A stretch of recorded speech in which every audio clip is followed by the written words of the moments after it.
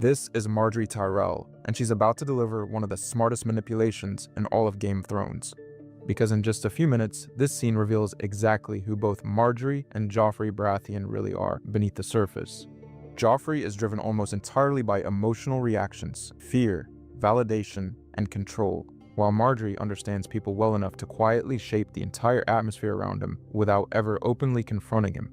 And that is what makes this interaction so dangerous. She never argues with Joffrey, she never challenges him directly, and she never tries to morally correct him. Instead, she does something much more effective.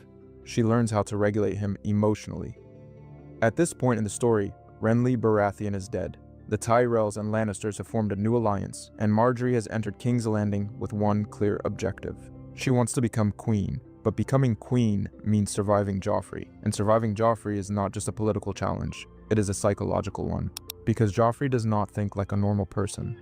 Fear and submission reassure him. Even resistance reassures him, because resistance still proves he has emotional control over the people around him. Margaery understands this almost immediately, and instead of feeding his instability, she slowly introduces something completely unfamiliar to him: consistency. And over the course of this scene, that consistency quietly begins changing the way Joffrey behaves around her. You wanted to see me, Your Grace? I'm leaving on a hunting trip. I just wanted to make sure you had everything you need before I left. That's very thoughtful, Your Grace. I have everything I could want. Good. How are you finding life in the capital?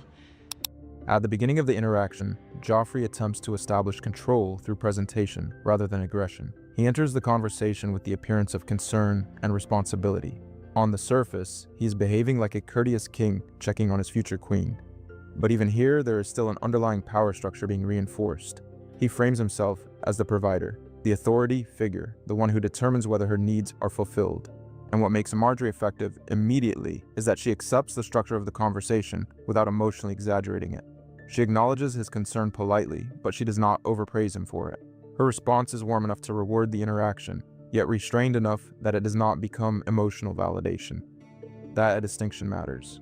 Because Joffrey is used to reactions that are emotionally loud. He expects fear, admiration, or performative obedience. Those reactions reassure him that he controls the emotional atmosphere around him. But Margaery gives him something quieter. She gives him stability. And psychologically, stability is difficult for someone like Joffrey to process because it does not create immediate emotional feedback. He cannot easily categorize it as submission or defiance.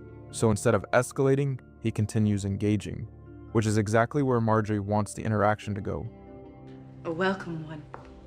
A military encampment is no place for a lady.